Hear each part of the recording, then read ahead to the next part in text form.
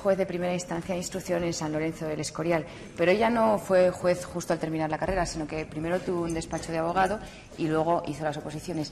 Manuela, ¿qué sucede en la vida de un abogado de prestigio para que de repente deje un bufete que funciona para empezar a hacer oposiciones como cualquier joven que termina la carrera?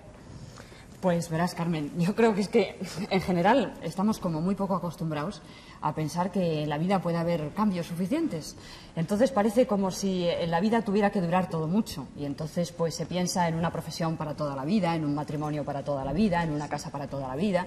Y yo creo que esto no debe ser así, que a la vida hay que dejarla, que ella vaya marchando y que por las propias exigencias que de la misma se van desprendiendo en relación con lo que se siente en cada momento, pues que la vayamos planeando, pero poco a poco.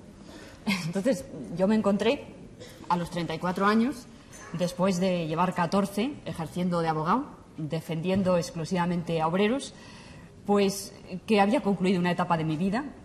Había ya unos sindicatos obreros, lo que hacía que no fuera necesario el continuar con los despachos laboralistas que yo y otros muchos compañeros habíamos creado. Y entonces pensé que debería cambiar. Creo que también me ayudó en esta decisión el que no estaba muy de acuerdo con los criterios que en concreto pues un sindicato, el que tenía más próximo, que era el Sindicato de Comisiones Obreras, tenía para las asesorías jurídicas de los propios sindicatos. Entonces, al tener esa diferencia de criterios, pensé que no estaba a gusto allí, que no podía continuar y de pronto pues se me ocurrió hacerme juez. Pensé que tenía que preparar unas oposiciones, me compré los programas, libros, papeles y me puse a estudiar. ¿Y la sacaste? Eso sí. Pues hemos traído para llevar la entrevista a Javier González Ferreri, que es director del informativo de las 14:30 de la cadena SER. Javier. Yo para empezar voy a hacerle una pregunta muy simple, quizá muy simple en su formulación, pero seguramente muchísimo más complicada en su respuesta. ¿Cuál es, en su opinión, el estado de la justicia en la España de casi 1982? Pues es una pregunta complicada. Yo creo que el estado de la justicia, pues bueno, podríamos decir que el estado de la justicia debe ser un estado de buena esperanza, un estado de gestación. Al fin y al cabo, la mitología ha representado a la justicia con forma de mujer. Pues yo creo que la justicia actual, la justicia de España, tiene que dar a luz unas nuevas formas, unas formas modernas y diferentes que acaben por quitar el terrible temor que la justicia ha inspirado siempre y ha seguido inspirando.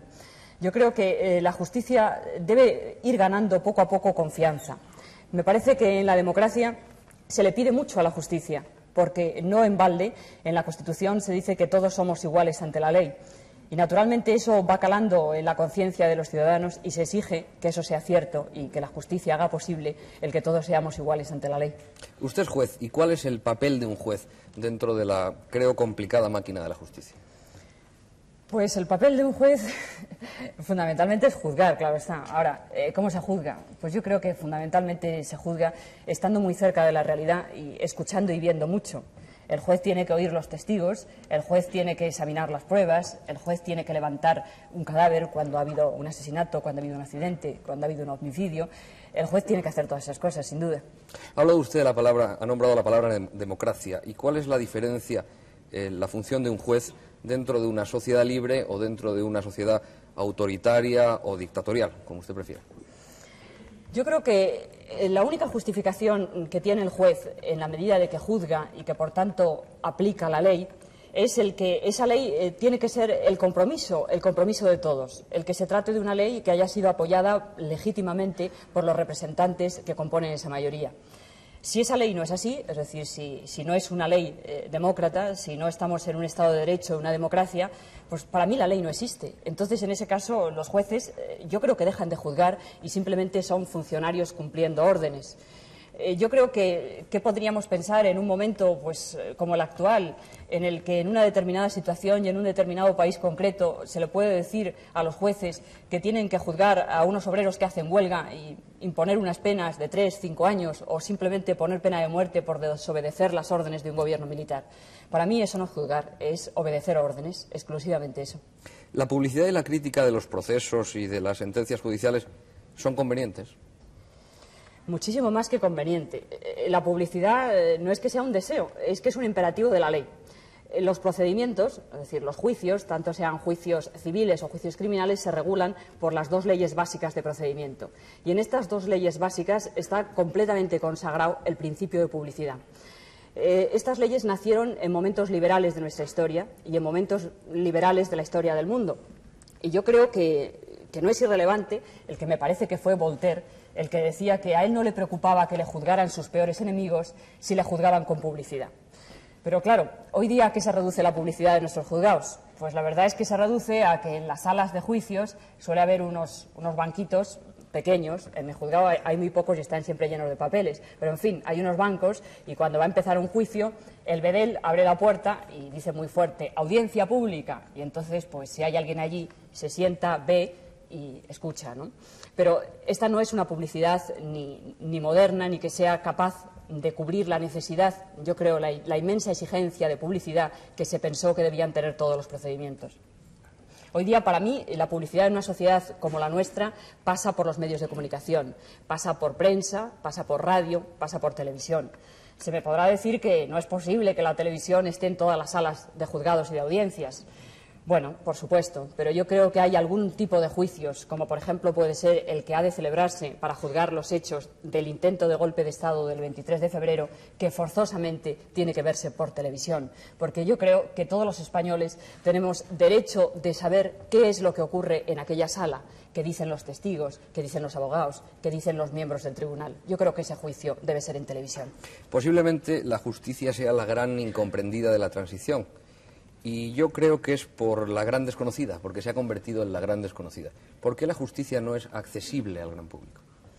Bueno, yo no sé si es que se ha interpretado mal esa idea de que recogía también la mitología de que la justicia debe ir con los ojos vendados y al mismo tiempo se ha querido hasta esconder a la justicia. Yo creo que alguien, no sé si toda, pero desde luego gran parte de culpa de esa incomprensión, yo creo que la tenemos los propios miembros de la justicia, puesto que nosotros tenemos que ir abiertamente hacia la sociedad y tenemos que tener una constante relación. Yo creo que sería muy bonito no solo el que naturalmente nosotros tenemos que explicar en nuestras sentencias, en los razonamientos que por escrito hacemos, el por qué hacemos las cosas que hacemos, sino que además me parecería muy bien que esta explicación no fuera solamente escrita, fuera de palabra y hasta que pudiera haber en determinados casos, en determinadas ocasiones, ruedas de prensa sobre lo que los jueces hacen, en la que los jueces explicaran lo que hacen y por qué lo hacen. Un conocido sociólogo español ha escrito recientemente, y voy a leer textualmente, la más inhóspita, la que peor funciona, es la burocracia judicial. ¿Qué opina usted de esto? Pues yo no sé si es la más inhóspita y la que peor funciona. Yo creo que quizá es la que es más desesperante, más sangrante, más triste que funcione tan mal. Porque en los juzgados los problemas no son de papeles, aunque parezca que son así. En un juzgado hay unos problemas muy graves que afectan a la libertad y a la vida de las personas. Entonces, no pueden ser ahogados por torres y torres, montañas y montañas de papeles que tenemos. Yo creo que, por tanto, es fundamental el que en este sector de la Administración se acabe rotundamente con la burocracia. Y para eso yo creo que es importante que haya un cambio de actitudes en los jueces, que me parece importante, pero creo que es absolutamente esencial, y yo diría que como una condición sine qua non, el que haya unos métodos modernos en el sentido más concreto del propio mecanismo de funcionamiento. Yo quisiera que vosotros comprendierais lo que significa en un juzgado en el que lo que tenemos más moderno en todo el juzgado es la máquina de escribir, porque creo que por una orden de 1902 pues se dijo que en los juzgados se podía utilizar las máquinas de escribir, pero es que todavía hay muchas cosas que no se escriben a máquina, como por ejemplo gran parte de las actas de los juicios, con los cuales no se entienden nada, porque se escriben a mano. Pero es que además es que los sumarios, los legajos, se cosen con aguja y hilo. Entonces, pues con eso pues podéis comprender qué pasa, lo que pasa, que hay en mi juzgado, por ejemplo, 2.000 expedientes pendientes y que ahora mismo estamos juzgando pues los hechos que sucedieron en 1977. Imaginaros lo que es en el 1981, casi que nos estamos metiendo en el 82, pues preguntar, oiga, ¿y usted se acordaba si iba por la derecha, si iba por la izquierda? ¿Usted le llamó tal o le llamó cual? Naturalmente no hay quien se acuerde, así no se puede hacer. Al hilo de lo que está usted diciendo hay un hecho comprobado. La población reclusa condicional es muy superior a la que está juzgada y condenada. ¿Esto es un problema de medios, es un problema de dinero o quizás es un problema de talante de la clase judicial? Pues yo creo que están incluidos todos los problemas, me parece, pero yo quiero, desde luego, insistir muchísimo en que esos medios mínimos son necesarios, que las plantillas del personal continúan siendo las mismas que venían siendo hace, pues no sé, 12, 15 años. Y fijaros la contradicción que significa el que en un país como este, que hay un gran paro, que la Administración del Estado está abonando seguro de desempleo a muchos trabajadores que no están haciendo nada. Fijaros lo que significa que, sin embargo, en parte de esa Administración, en concreto en la Administración de Justicia, estemos deseosos de gente. Necesitamos gente que vaya a escribir a máquina, que vaya a recoger papeles, a abrir puertas. Hace falta gente y esa gente no sabemos por qué no viene. Se nos está acabando el tiempo, pero yo quiero dos preguntas rápidas. Está muy de moda la libertad de expresión, se está hablando mucho de la libertad de expresión. ¿Qué tiene usted que decir sobre la injuria en la libertad de expresión? ¿No basta el Código Penal o hay que acudir a leyes especiales? ¿Poner una ley sobre la ley es bueno o es malo? Pues yo creo que leyes, cuanto menos haya, mejor. Es decir, yo creo que si habría que hacer algo sería quitar leyes, quitar artículos de las leyes, clarificar las cosas y pensar que la libertad de expresión es un derecho constitucional que el juez no puede tasar y medir. Simplemente el juez lo que puede es analizar y castigar las posibles consecuencias dañosas que el ejercicio de la libertad de expresión puede significar, pero nada más que esto. Ha hablado usted de medir y, para terminar, yo quiero incidir en este tema. ¿La libertad de expresión es medible por alguien? No, yo creo que no es medible. Es un derecho constitucional y no se puede medir. Tenemos toda la libertad de expresión, lo dice la Constitución. Bien, muchas gracias, señora juez.